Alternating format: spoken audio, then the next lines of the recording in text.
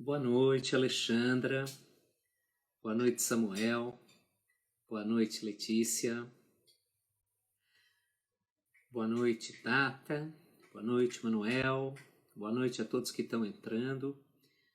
Esperar um pouquinho para o José Antônio entrar na transmissão.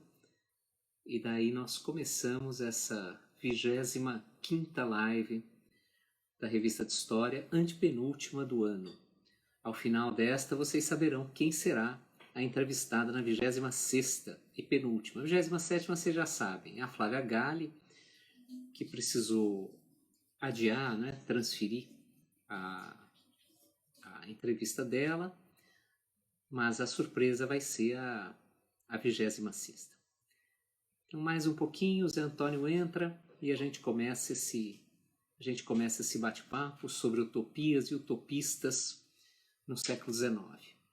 Boa noite para todo mundo que está entrando. Sejam bem-vindos à 25ª live da Revista de História, que hoje tem a honra de receber o José Antônio Vasconcelos, falar de utopias e utopistas do século XIX. Boa noite a todos que estão chegando. Boa noite, Zé Antônio, tudo bom? Oi, Júlio. Tudo bem? Tudo certo, e aí? Tudo tranquilo. Tá me ouvindo direitinho? Tá ótimo o som.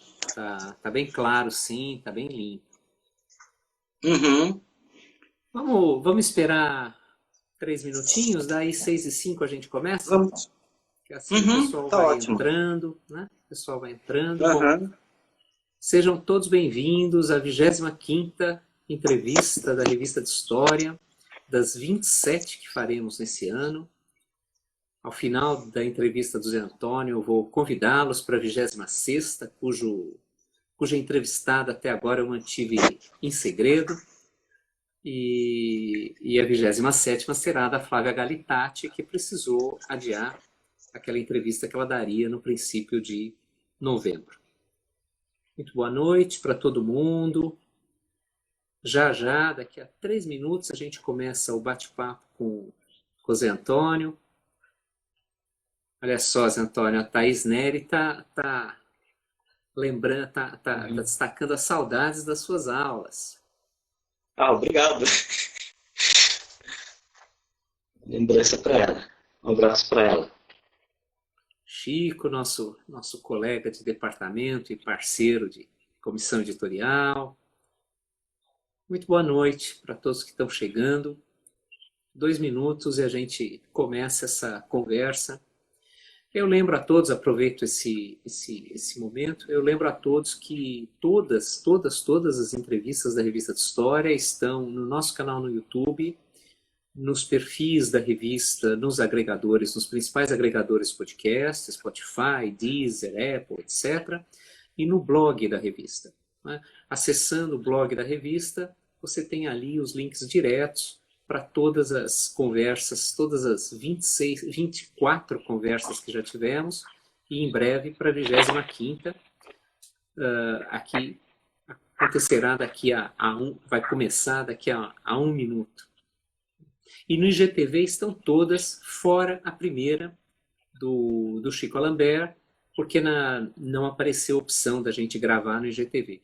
Então há várias opções, há vários caminhos para assistir de novo, ou pela primeira vez, as entrevistas da Revista de História.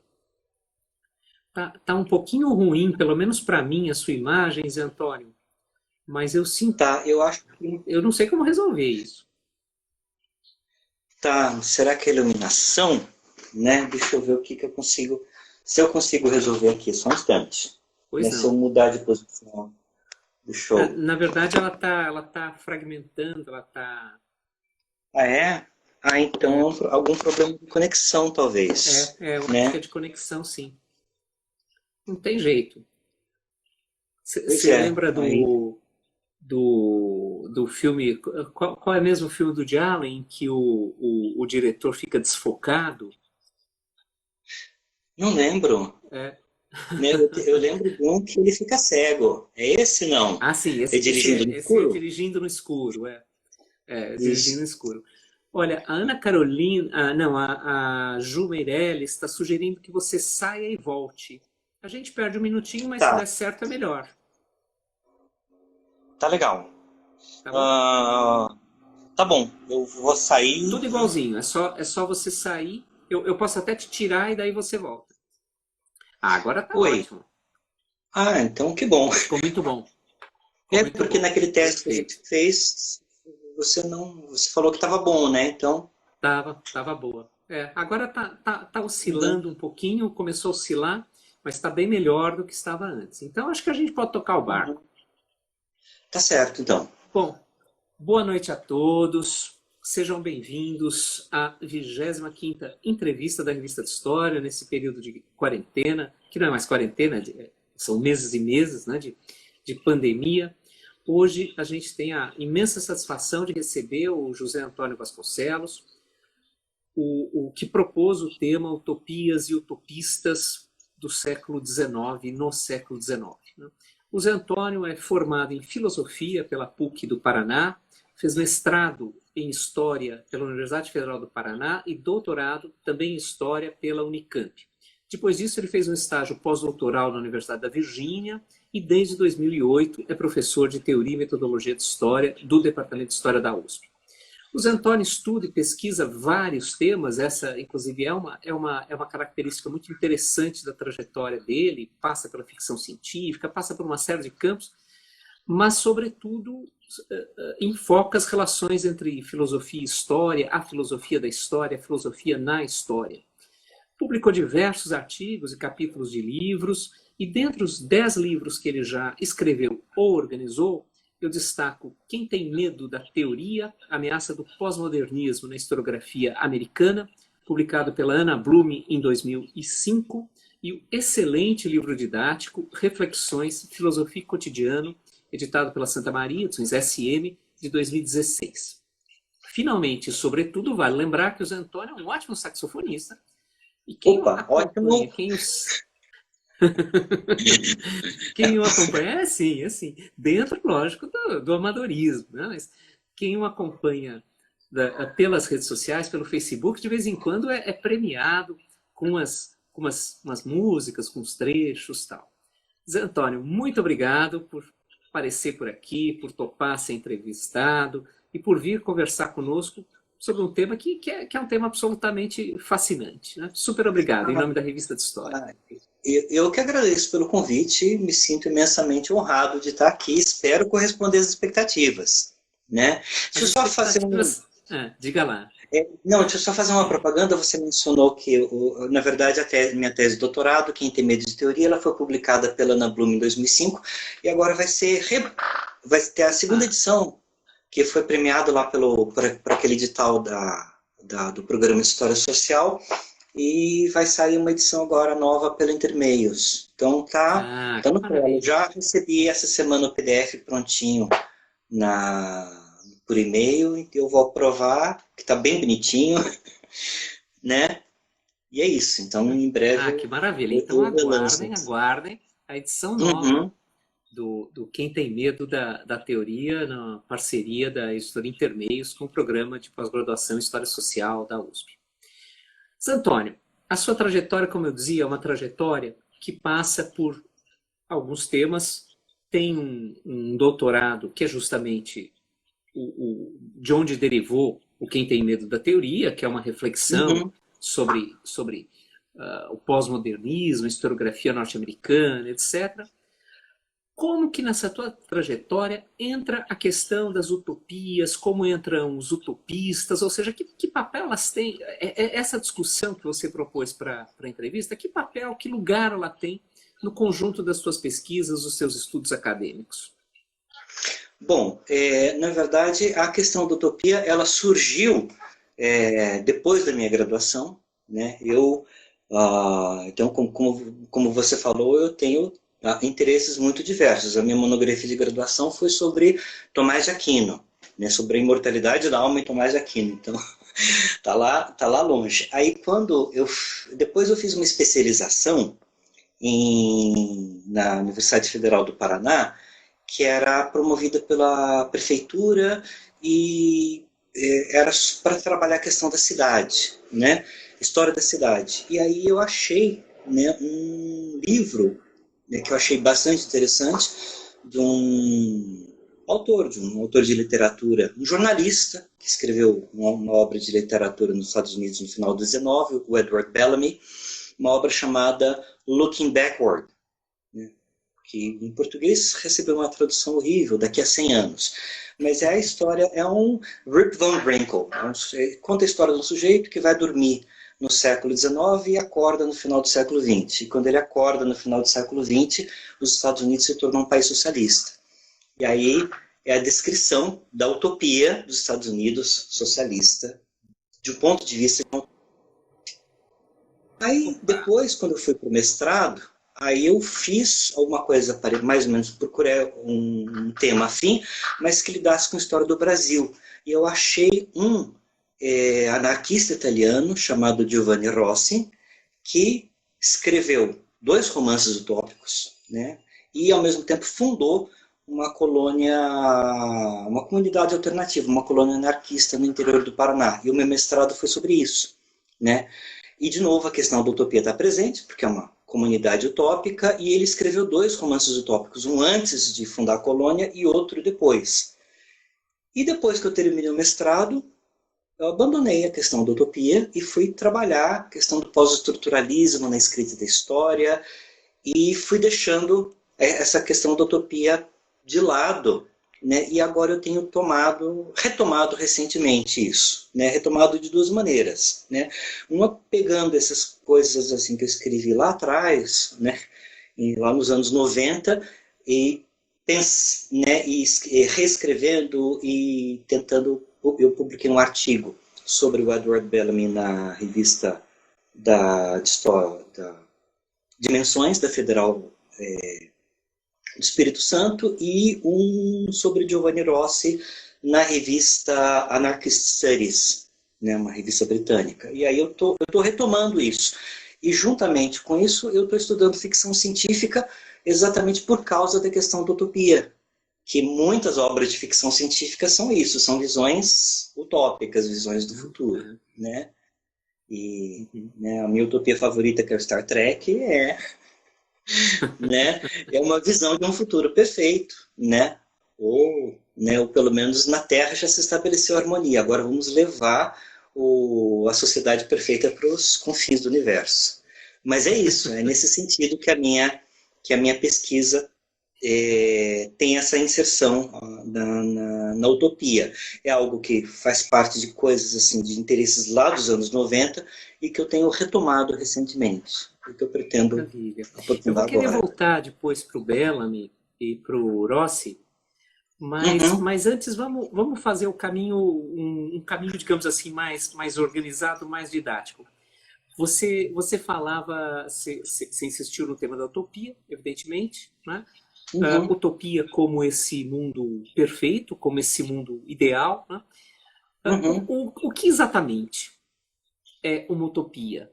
Porque muitas vezes a gente mistura a utopia com a ideia, seja de uma idade de ouro, seja a ideia de um mundo maravilhoso no sentido estrito do termo, né? De Mirabilia, o mundo invertido, o mundo em que os elementos que muitas vezes ficam à margem sobem à tona e permitem uma percepção diversa. Né? O que é utopia? Bom, né, estritamente falando, utopia é o título daquele romance do Thomas More, né, Utopia, que deu origem a um gênero literário. Então, toda a descrição fantasiosa de uma sociedade perfeita, em princípio, é utopia. Né? Mas, né, e a utopia, ela pode ser... eu acho que é interessante a gente partir do Thomas More, para a gente pensar essa ideia de utopia. Por quê? Porque lá no século XVI, você tem uma situação de injustiça social. Como é que você vai resolver esse problema de injustiça social? Por que meios você vai resolver? Né? Você vai conseguir que as classes abastadas cedam seus privilégios para tentar o estabelecimento de uma sociedade mais justa? Não, isso não dá certo. Você vai conseguir fazer uma mudança por um processo revolucionário? Não no século XVI. Ou seja, não existem meios de transformar essa sociedade. E não existindo meios de transformar a sociedade, o More se refugia onde? No sonho. Né? E é nesse sentido, a utopia é uma busca é você pensar a possibilidade de uma sociedade perfeita por meio de uma descrição imaginativa, né? E o Thomas More é ótimo porque, assim, ele tem lá a Ilha da Utopia, é dividida lá em 54 unidades administrativas, se não me engano, e a Inglaterra, na época, era dividida em 54 condados, ou seja, a Ilha de Utopia é a ilha da Inglaterra. A sociedade perfeita é a Inglaterra, tal como o Thomas More gostaria que fosse.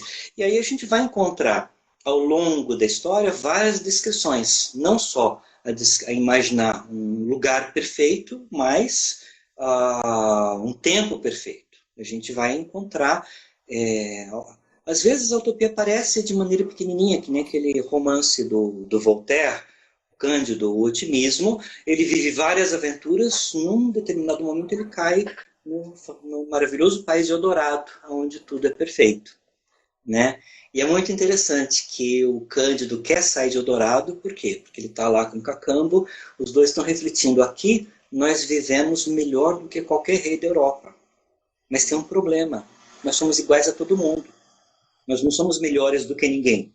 Se a gente pegar esse ouro, essas pedras preciosas que tem abundância por aqui, nós não vamos viver tão bem, mas nós somos melhores que os outros.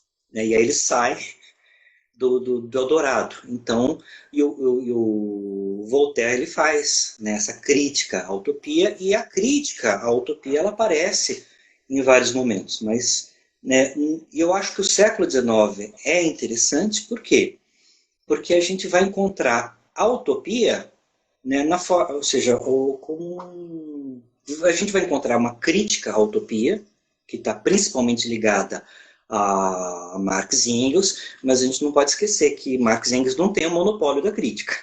Né? A crítica à utopia não foi feita só por Marx e Engels, mas a utopia é um rótulo poderoso. Toda vez que eu tenho inimigo e eu quero, né, derrubar meu inimigo, eu vou taxá-lo de utópico. Mas os utópicos do século XIX, o Fourier, o Saint-Simon, o Robert Owen, o Etienne Cabet, né, por mais que eles sejam utópicos, eles consideram as sociedades que eles vislumbram como viáveis. Né? Mesmo o Rossi e o Bellamy, eles não têm dúvida da possibilidade de realização dessas imagens, mesmo que eles apresentem na forma de um sonho, de uma fantasia. Né? E daí é uma questão interessante, não é? Você coloca uma questão interessante de que maneira essas utopias se aplicaram a projetos sociais que foram considerados viáveis, foram considerados realizáveis, né? De resto, até a gente pode deixar a colônia Sicília para depois, mas de qualquer forma, a colônia Sicília é justamente um exemplo desse esforço de realização de uma utopia. Né? E daí você tem um deslocamento. Quer dizer, você sai daquela ideia da utopia como o inacessível, o perfeito mais o inacessível no espaço, ou a idade de ouro no tempo, maravilhosa, extraordinária, mas inalcançável, e traz para a Terra, né? Traduz em projetos concretos. Né? Como que esse conceito migrou da concepção imaginativa, fabulosa, maravilhosa, para a realização de projetos, ou para a proposição de projetos que se supunham viáveis, concretos? Eu acho que a utopia ela tem um parentesco muito forte com o mito, né? E aí, quando você fala de uma idade de ouro, né, a gente vai pensar, por exemplo, o próprio mito de Adão e Eva, né? Você tem uma idade de ouro onde tudo era perfeito e por algum motivo, né, o ser humano passou por um estado de desigualdade, de injustiça social. Mas a questão e aí eu vejo o seguinte, qual que é a principal ruptura da utopia com relação ao mito?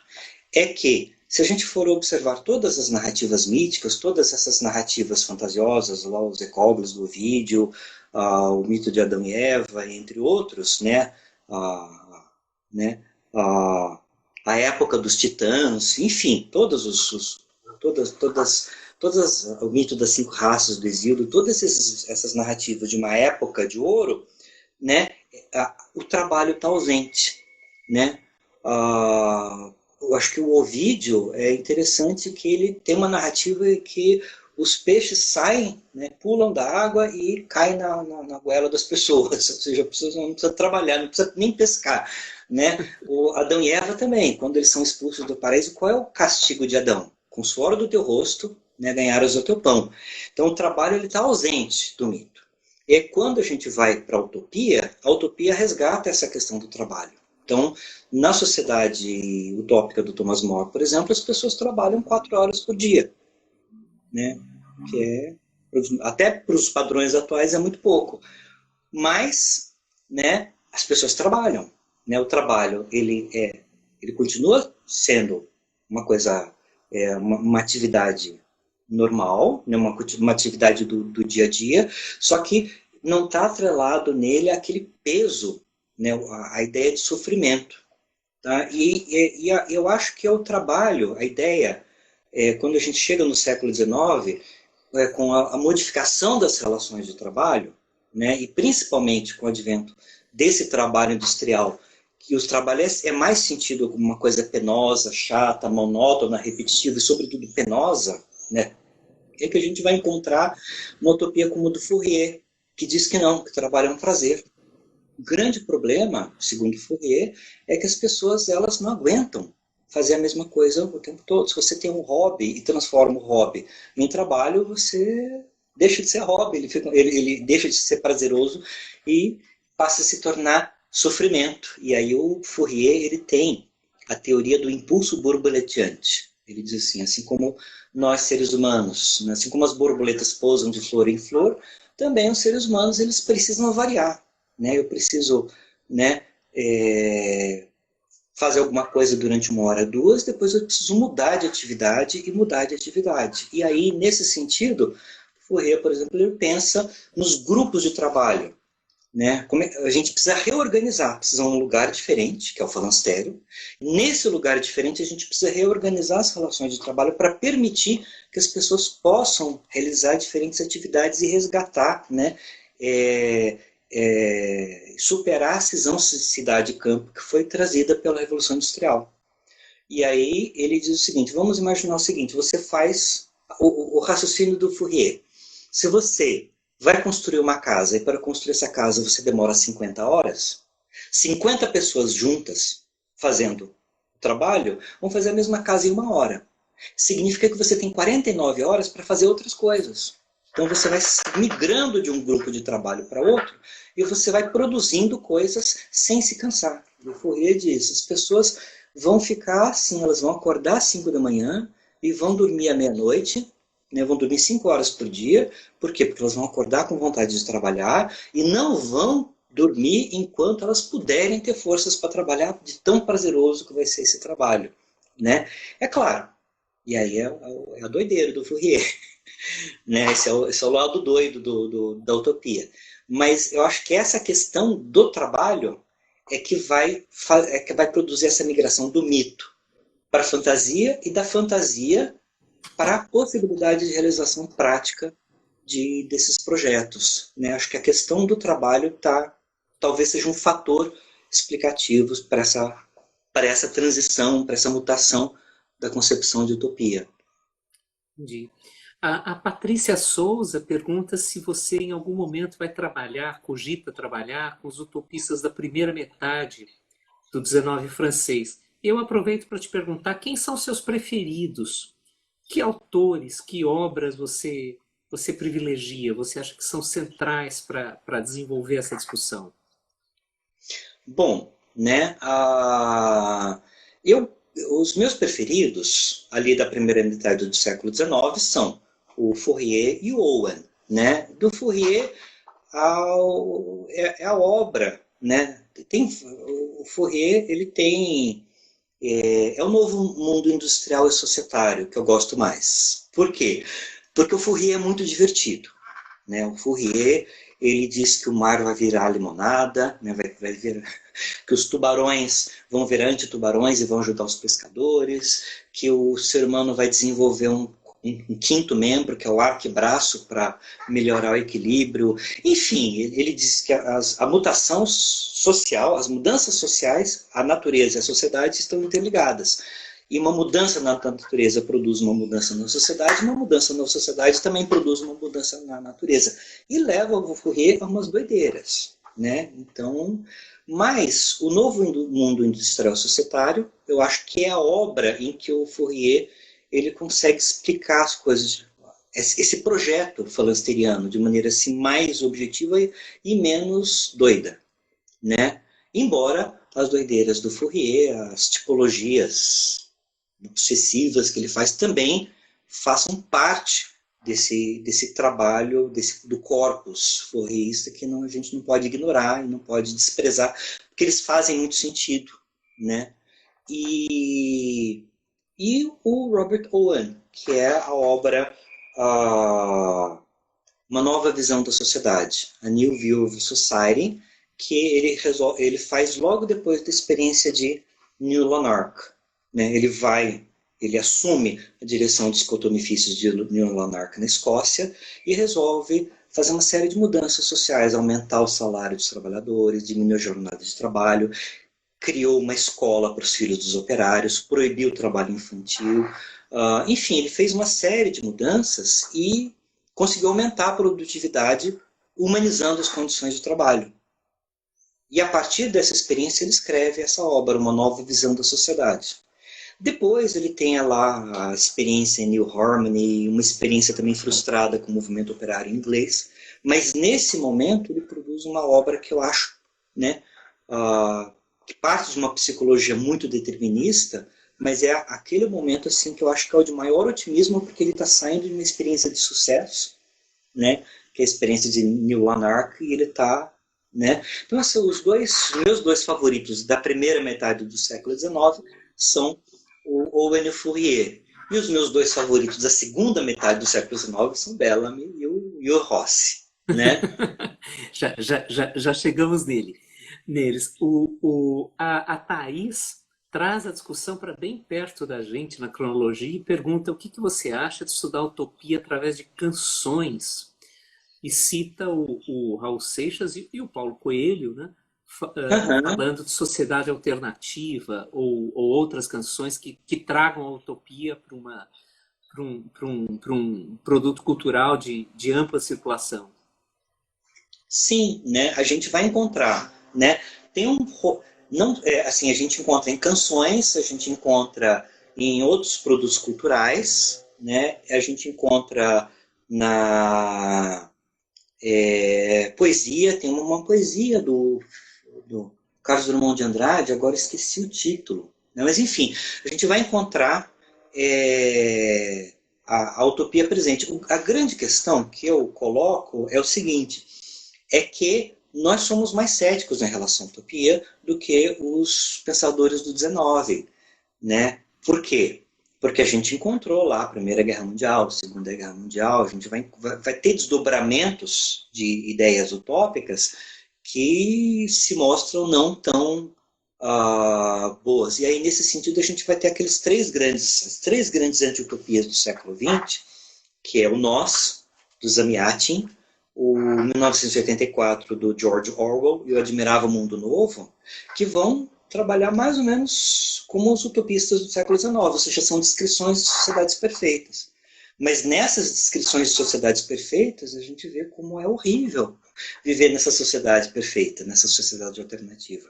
Então, a grande questão que se coloca para a utopia no século XX é resgatar esse otimismo dos autores do XIX, mas tendo em vista essa crítica à utopia, elaborada não tanto pelo movimento socialista, não tanto a gente pensar o Engels do socialismo utópico ou socialismo científico, né? Mas pensar esses romances que evidenciam, né, que a realização dessa fantasia pode não ser exatamente o que a gente queira, né, para gente, né?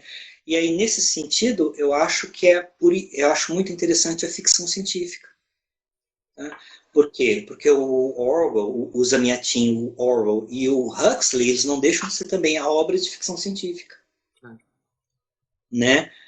E aí a ficção científica, e aí você vai ter obras de ficção científica que vão tentar resgatar esse caráter otimista da utopia, né? Mas ele está presente também, né? O Raul Seixas, a Sociedade Alternativa, ele se alimenta no sonho, né? O mesmo Ouro de Tolo, ele descreve a vida dele como uma vida horrível, e aí ele termina com o quê, né?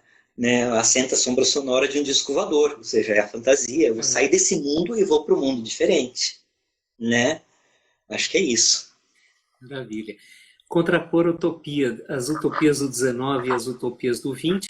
Então vamos voltar para o 19. Fala um pouquinho do Bellamy e do o Looking Backward, que na verdade foi um livro de extremo sucesso, inclusive nos Estados Unidos, né? Um dos livros mais lidos, mais comentados. E eu não sei também se você vai saber dizer, mas quando a gente estava batendo papo antes de começar e eu falei que a sua imagem estava flu, né, e lembrei do filme do Woody Allen, cujo título eu não lembrava, e o Chico esclareceu que é o Desconstruindo Harry. Mas o Bellamy, o livro do Bellamy me lembra muito, eu não sei se tem alguma relação de fato, com outro filme do Woody Allen, que é o Sleeper. Né? Eu não sei se há alguma relação ou se é só uma associação que me ocorreu, mas de qualquer maneira, fala um pouquinho da tua pesquisa sobre o Bellamy e o peso, né, o significado desse Looking Backward no seu tempo e as leituras possíveis dele. O Looking Backward é um livro que eu acho que se for lido hoje é um livro muito chato. Eu trabalhei esse livro, eu ministrei um curso na pós-graduação sobre história e ficção científica, né? E cada aula era uma obra. E numa aula eu trabalhei o Bellamy. E foi consenso entre os alunos que é um livro muito chato. Né? Por quê? Porque ele faz isso. Ele é a historinha, o começo da história é muito bacana. Ele é o Sr. West, que é um membro lá da alta sociedade de Boston, no final do século XIX. Ele tem problemas para dormir, ele tem problemas de insônia. E aí ele tem um médico que consegue fazê-lo dormir através de técnicas de mesmerização. Né? E a mesmerização é o quê? É o do Joseph Mesmer, ou seja, era uma prática médica que desapareceu. Né? No século XIX, a gente já tinha várias práticas médicas, né? A alopatia, a homeopatia, a hidropatia, o mesmerismo. Né? Hoje em dia, a gente parece que só sobrou a homeopatia e a alopatia, mas agora estão surgindo também outras técnicas, as técnicas orientais. Mas na época estava muito em moda o mesmerismo. E aí o médico dele, por meio de técnicas de mesmerização, o fez adormecer, fazia adormecer. E aí o médico chegou para ele, e o Sr. West era um sujeito assim muito... né? Como é que é o nome que a gente dá para o maluco que é rico? Porque quando ele é pobre, ele é maluco. Né? Mas quando ele é rico, tem um outro nome, tem um outro... Oi, excêntrico. Ele era excêntrico. E aí ele dormia, o porão dele era um cofre de aço, porque ele tinha muito medo de ser assaltado, de ser morto à noite. Então ele dormia dentro de um cofre de aço e ele tinha um mordomo de confiança. Aí o médico disse para ele, olha, eu vou te colocar para dormir, mas eu vou ter que viajar, vou me ausentar. Mas eu ensinei as técnicas de reanimação para o meu mordomo, para o teu mordomo. E o teu mordomo amanhã te acorda. Aí tá. Só que naquela noite a casa pega fogo, o médico pensa que ele morreu no fogo, no incêndio, o mordomo morre no incêndio e ninguém sabe que ele ficou lá dormindo no cofre, no porão da casa, durante 100 anos. No final do século XIX, aí ele é reanimado. Aí o médico pergunta, quando é que você foi dormir? Eu fui dormir ontem, claro, né? Mas ontem, ontem quando? Né? Ontem que dia 5 de que mês? 5 de maio, né? Aí, né, mas nós estamos em setembro. Nossa, eu dormi de maio a setembro? Não, você dormiu lá, né? E veja, e aí a história é essa. Aí quando ele acorda, ele está numa sociedade completamente diferente. E aí ele vai, e o livro é uma descrição dessa sociedade. Né? E, de um ponto de vista tecnológico, é uma descrição muito ingênua. Né? As pessoas, a, a comunicação é feita por meio de, né, de vasos que vão por tubos pneumáticos, ah, tem marquises retráteis para proteger os pedestres em dias de chuva, e tem umas bobagens assim. Ele não tem aquela visão do Júlio Verne, de pensar coisas maravilhosas, mas ele pensa o seguinte: o que é a nossa sociedade? A nossa sociedade, ela tem a desigualdade social, mas tem o quê? Tem muito desperdício por causa da concorrência, da exploração da natureza, e as relações de produção, elas geram muito desperdício. Segundo o Bellamy, se fosse racionalizada a produção, né, e ao mesmo tempo se evitasse o desperdício, a gente conseguiria gerar recursos para que todos vivessem bem. E aí ele pensa uma sociedade igualitária e uma centralização absolutamente racional e altamente centralizada. Né? E aí, nesse sentido, a gente produz a sociedade perfeita. E aí isso gerou, assim, foram criados mais de 100 clubes Bellamy, clubes para fazer a leitura e discussão das ideias do Bellamy. O Bellamy foi traduzido para mais de 20 línguas. Né? O Bellamy vendeu milhares de exemplares, milhões de exemplares. Ele foi o terceiro maior best-seller na virada do século, depois da Cabana do Pai Tomás e depois do Ben-Hur. Então não é pouca coisa, ele foi muito lido. E quando eu estudei o Bellamy, era exatamente isso. Eu pergunto para os meus alunos em sala de aula, né, quem já ouviu falar no Edward Bellamy? Ninguém. Quem já ouviu falar no Looking Backward? Ninguém. Ele foi esquecido. Né? Poucas pessoas sabem de quem se trata, poucas pessoas se lembram dele. Então, como é que um autor que foi tão importante na virada do 19 foi esquecido de uma maneira assim tão, né, tão dramática? E é isso que eu procuro pensar, ou seja, ele foi esquecido por quê? Porque a visão dele é muito ingênua.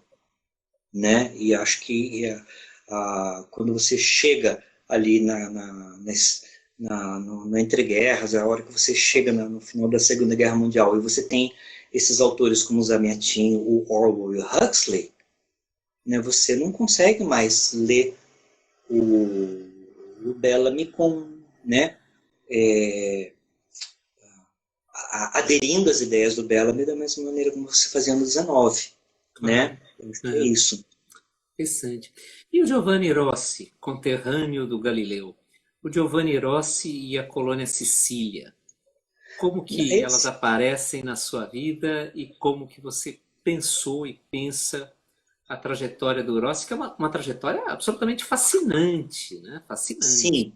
Né? O Rossi, ele tem, né? E aí eu escrevi um artigo, eu escrevi a minha dissertação de mestrado, que aliás, né, ela está disponível online no site da Universidade Federal do Paraná, mas eu não gostaria muito que as pessoas lessem a minha dissertação, porque tem uma história triste junto com ela. Né? Eu entrei, né, com uma orientadora, e aí, como eu tinha graduação em filosofia, eu estava fazendo um diálogo muito intenso com a filosofia política, estava pensando nas ideias do Rossi, porque a colônia Sicília já tinha sido muito bem estudada por uma professora da Federal Fluminense, Helena Miller, tá? Helena Isabel Miller. Então, eu já tinha uma tese de doutorado sobre a colônia Sicília. Não vou estudar a colônia Sicília, vou estudar o itinerário político do Giovanni Rossi, vou fazer uma história intelectual. Mas como ele é anarquista, é inevitável que eu vou pensar as ideias políticas e vou me remeter à filosofia política, e a minha graduação era em filosofia. E a minha orientadora, ela se sentiu insegura, Né? Ela falou, olha, esse teu diálogo com a filosofia política, ele está indo muito longe, e tem um professor aqui, o professor Francisco Paz, que ele adora filosofia, eu vou te passar para ele. Mas tudo bem, aí eu passei, a minha orientação foi o professor Francisco Paz. E o Francisco gostou muito da orientação que eu estava dando para a minha pesquisa e falou, continue com esse diálogo com a filosofia política e avance quanto puder. Eu avancei bastante. E ele faleceu, né? E quando ele faleceu, há poucos meses antes da minha defesa, eu tive que... Aí voltei para a orientadora antiga, né? Porque eu nunca tinha sido oficialmente, nunca oficialmente passei por orientação do professor. Tá. E aí ela pegou e falou para mim, olha, tudo bem, mas você vai fazer do jeito que eu me sinto segura para orientar. Nossa. E aí eu refiz toda a minha dissertação em 4 meses. Né? Eu peguei tudo aquilo que eu tinha feito, botei na gaveta e fui fazer uma outra coisa completamente diferente daquilo que eu queria. E eu não a culpo, eu não acho que ela fez uma coisa ruim. Ela fez o melhor possível, porque para que ela pudesse me orientar, tinha que ser daquele jeito. E o outro professor também não tem culpa de ter falecido, né? Então ninguém tem culpa nessa história, mas não saiu a dissertação que eu queria. Eu joguei a dissertação na gaveta e falei, não quero mais saber disso aqui, né? Aí em 2017 eu tirei a minha dissertação. O que se aproveita disso aqui? Eu reli, aliás, acho que isso aqui dá um artigo. Aí eu reescrevi, traduzi para o inglês, peguei um trecho da dissertação, dei uma melhorada, mandei para uma revista, para Anarchist Studies, e aí a Anarchist Studies me devolveu com um parecer, que era o parecer assim, recomendado com ressalvas. E a ressalva é que eu não tinha entendido direito um trabalho que eu citei ali, que era o trabalho da Beatriz Felici, acho que é isso. Que é uma professora que estudou a Colônia Sicília e defendeu também uma tese de doutorado na França.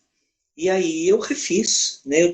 Até hoje eu tenho certeza de que a parecerista era a própria autora que eu estava criticando. Isso, né? Ocorre. Mas, aí eu pensei... mas a minha crítica tinha fundamento. Aí o que eu fiz? Eu escrevi melhor, fundamentei melhor a minha crítica, mandei o artigo de volta e ele foi aprovado dessa vez sem ressalvas. né? Mas a Isabella Felici, né?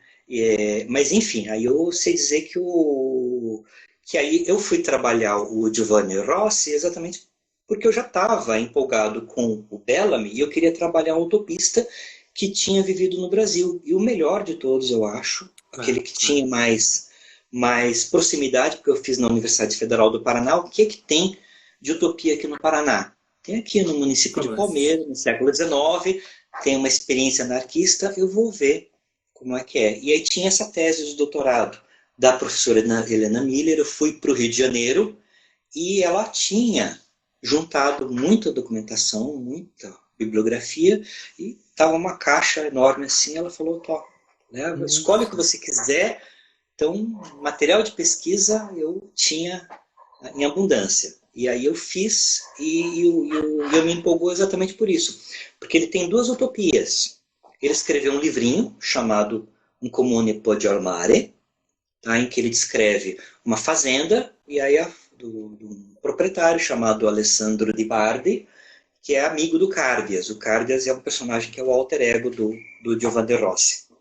E o Cárdias, né, e o Alessandro Bardi diz, né, a propriedade, né, o que é essas desigualdades sociais? As desigualdades sociais são um espinho que acompanha a rosa. A rosa é a propriedade privada, e a desigualdade social é que toda rosa tem espinho, então a propriedade privada ela não é ruim, mas ela tem um espinho, que é a desigualdade social.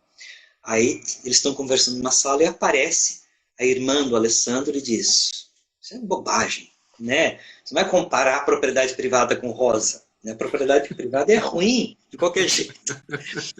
E aí eles né? E aí eles vão refazer todas as relações de trabalho e com isso a fazenda tem uma prosperidade, né, enorme e abolindo a propriedade privada da terra e dos instrumentos de produção.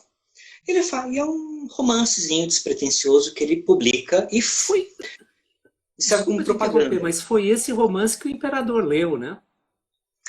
Não, o que acontece é o Não? seguinte, não, a história do imperador é lenda, Ah, porque é? o Olha. Dom Pedro, o que acontece, o que acontece é o seguinte, essa história do imperador ela foi contada pelo Afonso Schmidt.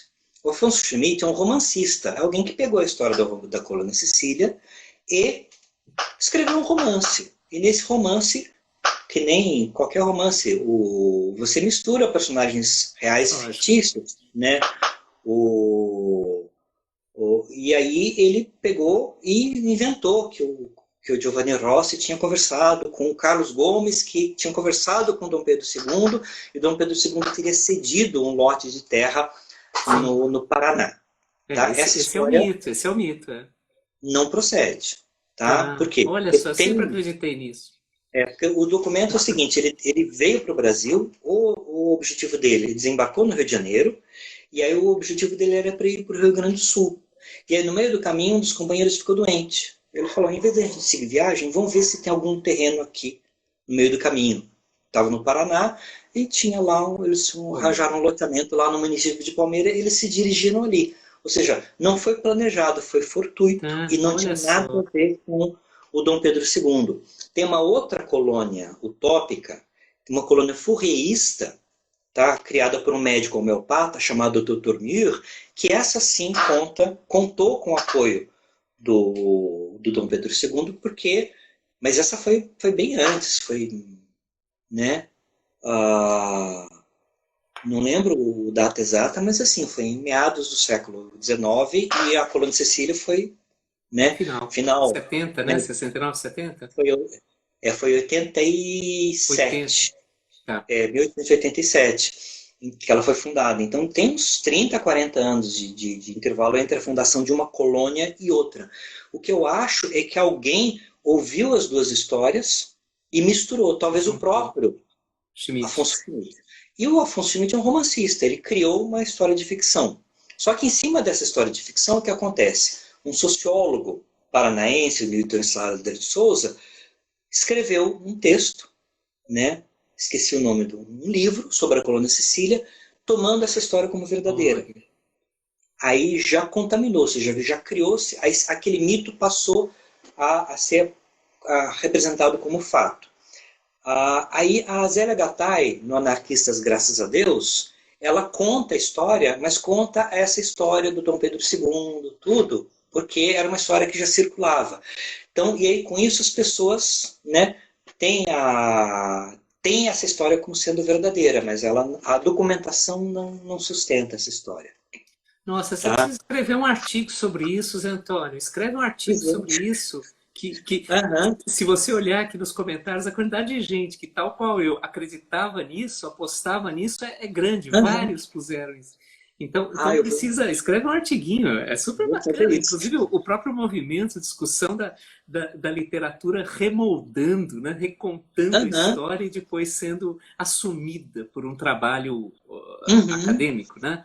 Sim. Muito legal. Aham. Agora, a gente tem pouco tempo, infelizmente, só tem mais 5 minutos.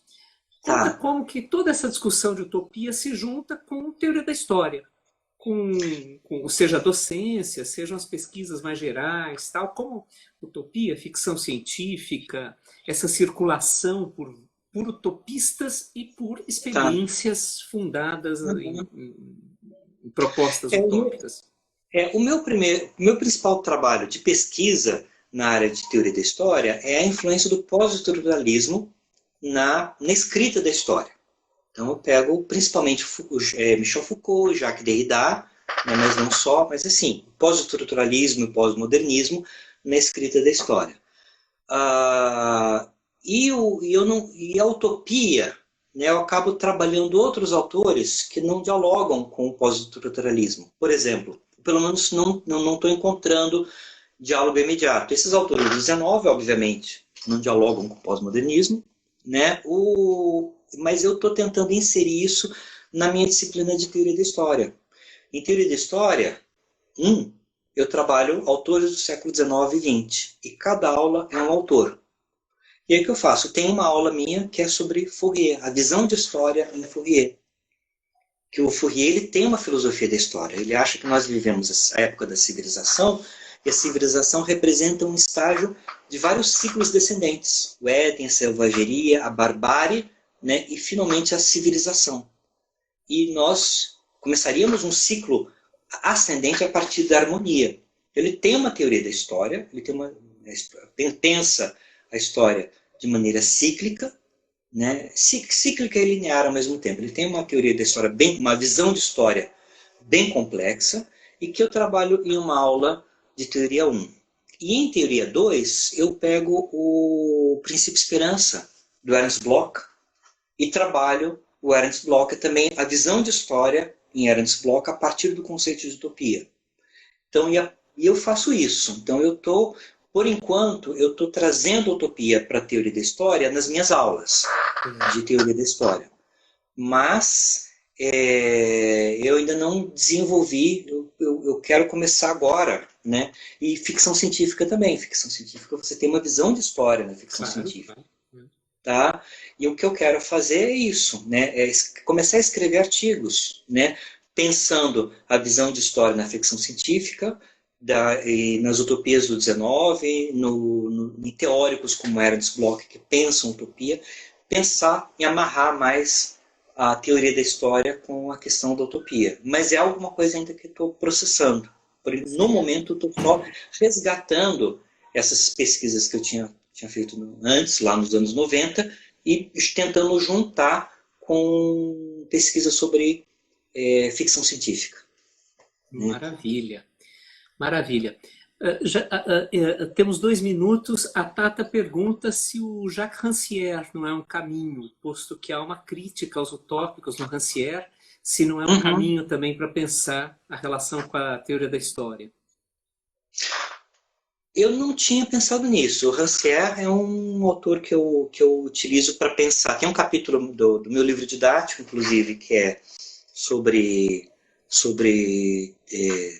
trabalho, justiça social e democracia, né? Em que eu finalizo com o Rancière. Mas eu não tinha pensado o Rancière para pensar essa questão da utopia, né? É uma pergunta que me pegou de surpresa, né? Então... não. Ela está esclarecendo que a Thaís, que foi sua estagiária e aluna. Ah, tá. Ela que preparou a armadilha, então, foi tudo Pronto. pensado. Então responde para ela, que eu vou ter que pensar um pouquinho, 2 minutos não dá tempo. Não dá. Né? Não, mas isso que é fascinante, né? Como a partir dessas conversas vão se abrindo caminhos, as pessoas vão levantando hipóteses e depois a gente vê se dá para seguir ou não, né? É isso. É mostrar que, afinal de contas, ciência, pensamento histórico se faz assim, né? Por meio de diálogo e sugestões. A questão da objetividade não existe. O que existe é colocar as questões num campo de discussão, né? Isso. E que vai gerar críticas, mas ao mesmo tempo vai gerar possibilidades, né? Fechamentos e aberturas. Eu acho que é isso. Né? Maravilha, Zé. Muito, muito, muito obrigado. Eu que agradeço pela oportunidade. O prazer foi imensamente meu. Né? Garanto, estou muito feliz de que bom. dar Ano que vem a gente vai continuar e daí você volta para falar de mais utopistas e de mais utopias, né? Porque a gente, inclusive, está precisando delas, principalmente essa visão positiva do 19. Pois é, então, ainda mais nessa época tão dramática que a gente vive. É mais do que nunca, né? Bom, muito obrigado para todo mundo que acompanhou. Convido todos para assistirem no dia 10 de dezembro a penúltima live da Revista de História com Laura de Mello Souza. A gente vai fazer uma conversa sobre a trajetória da Laura, sobre os vários caminhos, as várias possibilidades de pesquisa, os vários rumos de pesquisa que a Laura trilhou. São também diversos. Acho que a semelhança do que que eu comentava no princípio da entrevista do Zé Antônio, também na trajetória da Laura há muitos caminhos, né? Há muitos temas, há muitas questões diversas que foram trabalhadas. Muito obrigado para todo mundo e um obrigado imenso para você, Zé. Que fiquemos todos protegidos e pensando num mundo melhor do que esse em que a gente está vivendo. Tá joia. Eu que agradeço. Um abraço. Bye, Abraço bye, gente. a todos que assistiram. Até dia 10. Até dia 10, abraço a todos. Muito obrigado pela presença.